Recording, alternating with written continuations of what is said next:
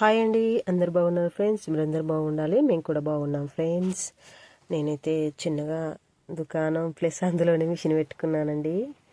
So మనం బయటకు పోయి చేసే అంత active persons, so physical problem కాబట్టి మనమైతే బయటకు పోయి చేయలేము. సో నా చిన్నతనంలోనైతే పేదరికంలో ఎన్నో ఇబ్బందులు పడ్డామండి. అందుకనే నేనైతే చిన్నప్పటి నుంచి వెళ్ళి పనిని చాలా ఇష్టంగా చేయాలనుకుంటాను. ఖచ్చితంగా చేసుకుంటేనే మనం పేదరికం అనేది మన దగ్గరికి రాదండి. ఫస్ట్ మనం పని చేసుకున్న దాంట్లో దుబారా ఖర్చు అనేది తగ్గించుకుంటూ వేస్ట్ ఖర్చు అనేది పెట్టద్దండి. మనకు అవసరమైనది తప్ప ఎక్స్ట్రా ఖర్చు అనేది పెట్టకుండా ఉండాలనేది నా ఆలోచన, కోరిక.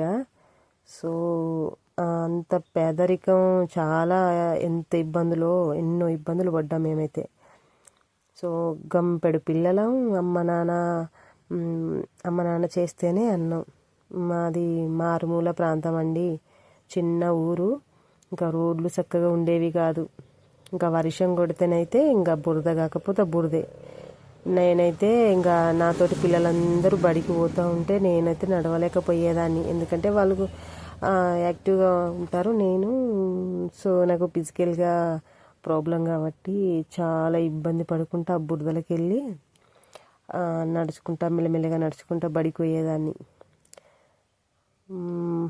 మోకాలు మందం వచ్చేదండి అప్పుడు, తొవ్వలు అట్లా ఉండేటి ఊళ్ళల్లో. సో ఫిజికల్ ప్రాబ్లం ఉన్న నాకైతే మామూలు కష్టం కాదండి. ఏడ్చేదాన్ని ఒక్కొక్కసారి.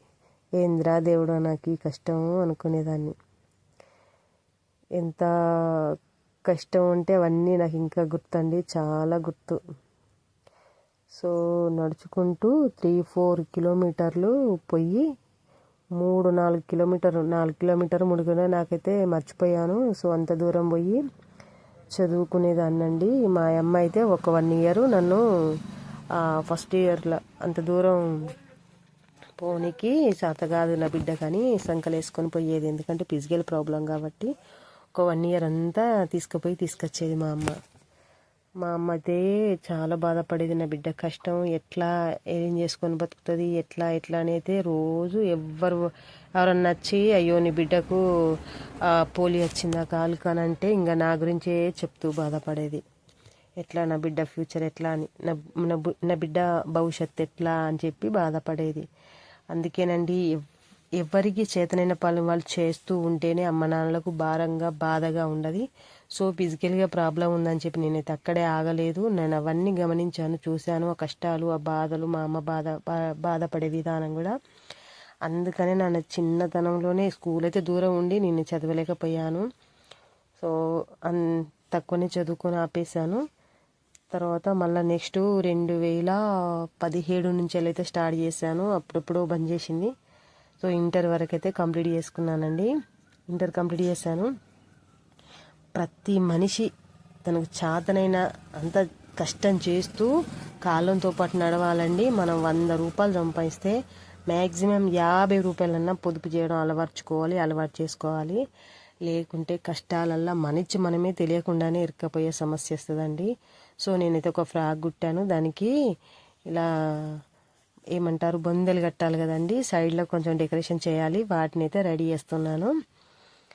సో మనవంతుగా మనం చేతనైన పని ఎన్నెన్న చేయొచ్చండి. మనకు చేతనైన పని చేయాలి, కష్టపడడం అలవాటు చేసుకోవాలి. కష్టం చేసి పని చేసినప్పుడు ఆ డబ్బు సంపాదించే ఆ 100 రూపాయలైనా 1000 రూపాయలైనా ఆ దర్జా వేరుంటుంది, ఆ సంతోషం వేరుంటుందండి.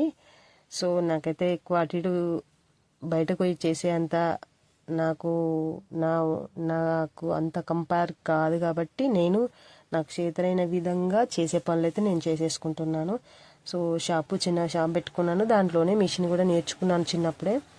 మిషన్ కూడా గిరాకీ ఉన్నప్పుడు గిరాకీ, అటు ఇటు 2 దిక్కులు అయితే నేను టైం స్పెండ్ చేసుకుంటూ పని చేసుకుంటానండి.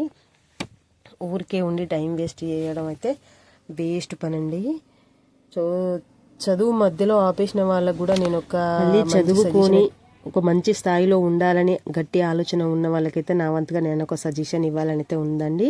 సో కామెంట్ చేయండి ఫ్రెండ్స్. నా వీడియోకి ఒక లైక్ చేయండి, నా ఛానల్ని సబ్స్క్రైబ్ చేసుకోండి. Please support me. Thank you for watching.